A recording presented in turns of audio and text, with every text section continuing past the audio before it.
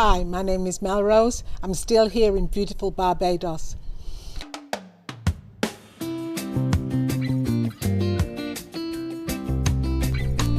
In a previous video, I talked about what you need to think about when buying land in Barbados. Click on the link above, it'll take you to that video if you haven't already seen it. In this episode, I'm going to talk about choosing your architect and your contractor.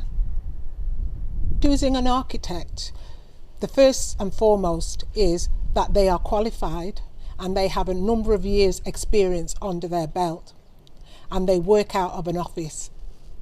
Those three things I failed to do. What I did was I just asked around the area and somebody gave me a name and I just went with it. I didn't get another architect, compared prices, looked at the work he did and so on and make a decision there. I just did it based on convenience. I was here for a short space of time and I was in a hurry to get the plans drawn up, so I just went with the first person. Now it could have been much worse. I got the plans and the plans were fine, but with a more experienced architect, he or she would have given me some more creative ideas instead of the bog standard design which I got.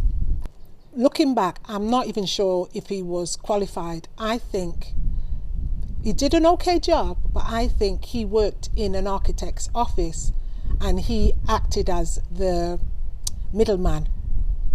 So I just got a bog standard design and it was okay. What I recommend you do, and this is what I did when I was building an extension on my home in England, I went round to people's homes where I saw extensions being built and I asked them questions. And from that I got recommendations of architects and I took it from there. And so I think that same approach should be done here. Just visit some building sites, speak to the owner and see if you can get recommendations there. Another point to consider when you're selecting your architect is that you're able to communicate well. Then the architect should be able to take your ideas, your passion, and convert it into the house of your dreams. And if you don't get on in terms of being able to communicate well with each other, then I would let that go. I would find somebody, because this is your dream home and you want it exactly how you want it. Like I said, the architect I got just gave me a bog standard house. I had some input in it, but there were some things that he did that the contractor spotted as an error, and I'll talk about that later. Get him or her to take you around to at least 4 other buildings he's designed before you actually sit down and talk about what it is you want. Then you can get to see how he works. Find out how reliable he is. Will you get it done on time? It's not just about the cheapest. It's about who can do the job based on what it is you want. So the architect then takes your vision and then submits it to the town and country planning, which then gets approved or not. But if he's doing his job right, it will be approved and then you are good to go. It's important to know that once your plans have been submitted and passed, you have a specific amount of time in which to start building. I think in Barbados it's 10 years. I'm not 100% sure, but I think it's 10 years. So you would have to clarify that with your architect. So once you've got your plans drawn up and you're happy with them and they've passed, you should then get a pile of drawings, which you then take to the contractor.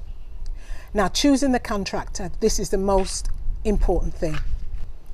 There's horror stories upon horror stories of contractors stealing people's money and disappearing. So you need to make sure you get your contractor from a reputable source. You need to make sure that he's reliable, that he's trustworthy, that he does exactly what he says he'll do in the time allocated. I've heard stories, horror stories in fact, where individuals who live abroad send money down to the contractor to do work on their houses in their absence. To me, that's crazy. I have a contractor and I've been dealing with this contractor for 15 years. Never has he asked me to leave money on the island with him and me go home. What we do, we normally communicate via telephone maybe a month or 6 weeks before I'm due to fly out, and I say to him, I want to get to the ring beam. He then sends me invoice of what it entails and the costing. So I know to have X amount of money. I come down onto the island. I've got a bank account here, so I transfer the money over. I come down onto the island. He takes me to the builder's merchant to get all the materials, or he orders the materials, usually in my presence. The materials come, the invoice, and I pay the drivers who're dropping it off. Or I go up to the direct to the cashier. He never asks for money, and then I go to back to England. So in my view, if your contractor wants you to leave money with him, that would be a red flag for me.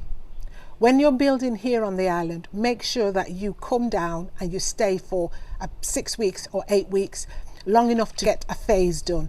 I was here when we cast the floor and paid the money for that to be done, went and got the materials. Then I went home to England. When I had enough money, I phoned my contractor. We had a conversation. He told me how much it was, got the money together, came down, bam, bam, bam. That was it. I paid him, I paid the workers, and so on. I never actually handed money over in the anticipation that he would get work done while I was not here. And it's worked beautifully for 15 years. My contractor is superb. He looked at the plans for my house. This was before we even started, and he said, no, something's wrong here. And the way the wind is blowing, the house is supposed to be the other way around, so you can get the breeze blowing from the sea through into the bedroom and not hitting a wall. So we switched the building round so that the bedrooms could benefit from the breeze blowing. Now, to me, the architect should have picked that up. My contractor, he looks at the work the guys have done, and if he's not 100% happy, he tells them to pick it out and do it again. He's OCD, but that's okay. He's absolutely fantastic. I know we're in quarantine in the national pause, but I'm hoping to get the roof done before I go home. And then everything else will stop until I get to come back again. Until next time, see ya.